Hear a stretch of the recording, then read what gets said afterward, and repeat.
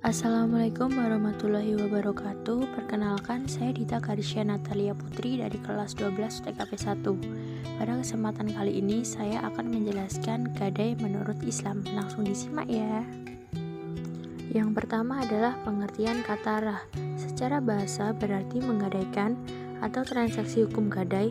Dalam fikih Islam disebut ar-rah adalah suatu jenis perjanjian untuk menahan suatu barang sebagai tanggungan utang. Pengertian ar-rah dalam bahasa Arab adalah al-thubut wa al-dawam, yang berarti tetap dan kekal, seperti dalam kalimat maum rahim yang berarti air yang tenang. Sedangkan pengertian tetap dan kekal dimaksud merupakan makna yang tercakup dalam kata al-habsu yang berarti menahan. Kata ini merupakan makna yang bersifat material. Karena itu, secara bahasa, kata ar-rah berarti menjadikan sesuatu barang yang bersifat materi sebagai pengikat utang. Selanjutnya adalah dasar hukum gadai. Dasar hukum gadai yang pertama terdapat dalam Quran Surat Al-Baqarah ayat 283 yang berbunyi, wa in kuntum ala safari wa lam tajidu katiban farihan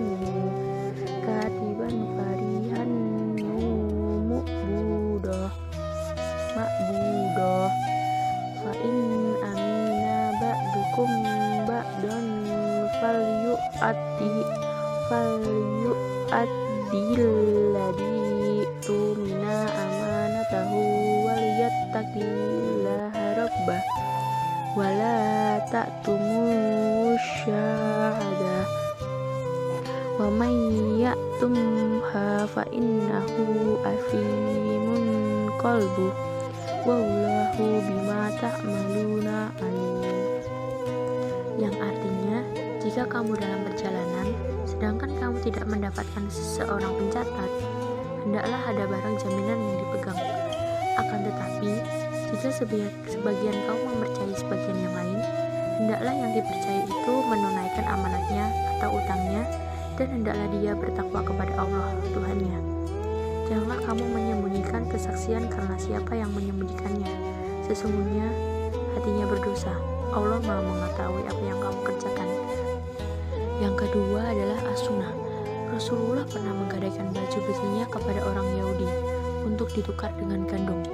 Lalu orang Yahudi berkata, "Sungguh Muhammad ingin membawa lari hartaku."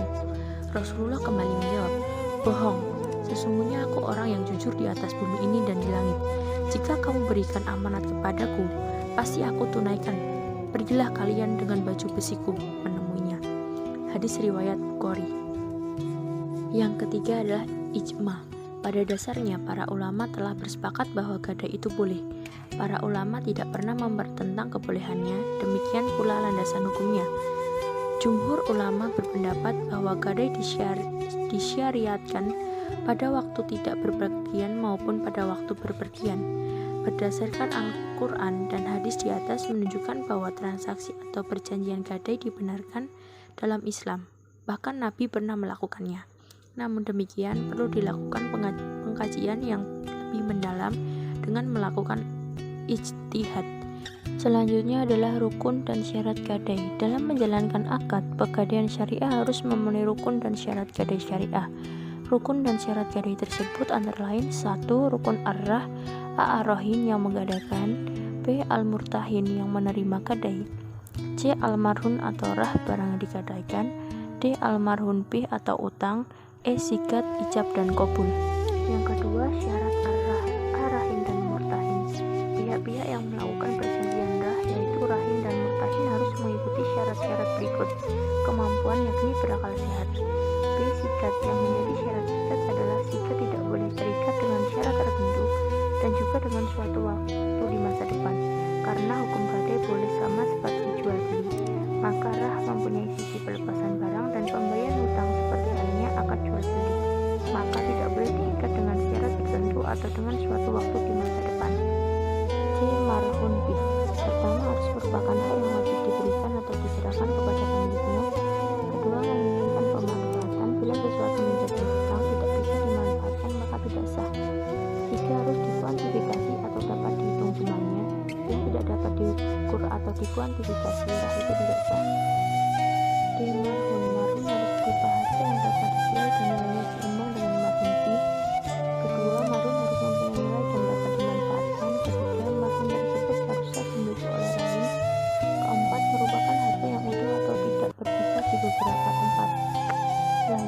dan kewajiban gadai syariah.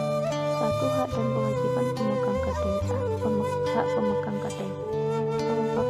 Pemegang gadai berhak menjual marhun apabila rahim pada saat jatuh tempo tidak dapat memenuhi kewajibannya sebagai orang yang berhutang, sedangkan hasil penjualan marhun tersebut diambil sebagai untuk melunasi marhun fih dan sisanya dikembalikan kepada rahim. 2. Pemegang gadai berhak mendapatkan penggantinya biaya yang telah dikeluarkan untuk menjaga keselamatan marhun. Selama marhun fih belum dilunasi, maka murtahin berhak untuk menahan marhun yang diserahkan oleh pemberi gadai.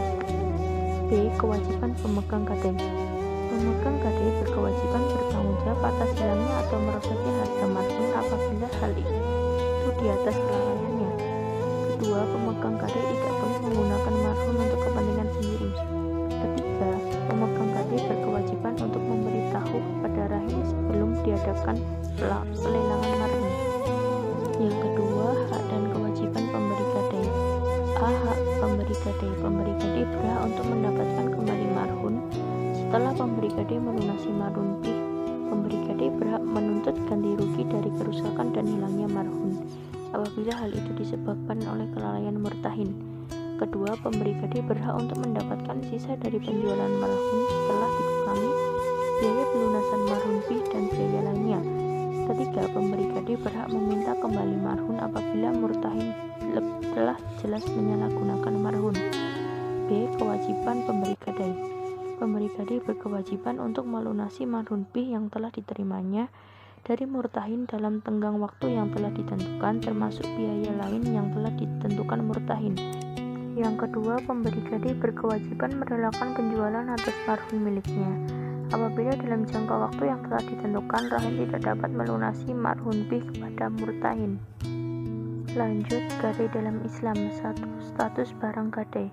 Ulama fikih menyatakan bahwa rah baru dianggap sempurna apabila barang yang digadaikan itu secara hukum sudah berada di tangan penerima gadai atau murtahin dan uang yang dibutuhkan telah diterima oleh pemberi gadai atau rah. Yang terakhir adalah jenis-jenis akad dalam pelaksanaan gadai syariah. 1. Akad qard al-hasan. Akad qard al-hasan adalah suatu akad yang dibuat oleh pihak pemberi gadai dengan pihak penerima gadai dalam hal transaksi gadai harta benda yang bertujuan untuk mendapatkan uang tunai yang diperuntukkan untuk konsumtif. 2. Akad mudarabah. Akad mudarabah adalah suatu akad yang dilakukan oleh pihak pemberi gadai atau rahin dengan pihak penerima gadai atau murtahin. Ketiga, akad bal muqayyadah. Akad bal muqayyadah adalah akad yang dilakukan oleh pemilik sah harta benda barang gadai dengan mengelola barang gadai agar harta benda dimaksud mempunyai manfaat yang produktif. 4. Akad ijarah adalah akad yang objeknya merupakan penukaran manfaat harta benda pada masa tertentu, yaitu pemilikan manfaat dengan imbalan sama dengan seseorang menjual manfaat barang. Kelima, akad musyawarah amwal al-inan.